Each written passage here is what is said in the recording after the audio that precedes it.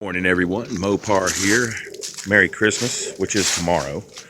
My truck, yesterday I come out here and I'm a little concerned about that spot right there, where it's coming from.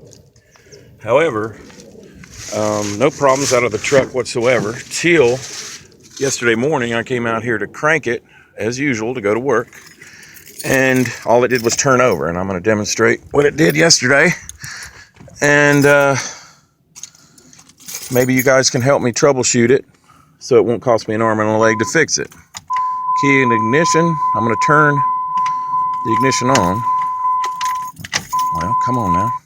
Been having some trouble with the ignition too. In fact, I broke a key off about a month or so ago. There it is. Okay. Well, let me try that again. That way you can maybe hear the fuel pump kicking in. So I got my check engine light on, and there is the little lightning bolt over there next to the temperature gauge. So anyway, here we go. Now my ABS and brake light comes on during that, and the little lightning bolt thing goes away. So I don't know if that's normal.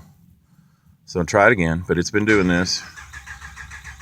At first I thought maybe no fuel going to the engine.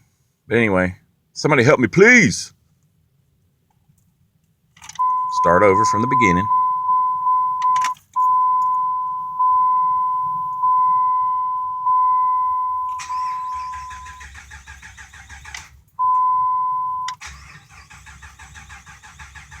Battery's starting to run low due to all these cranks. Anyway, help me.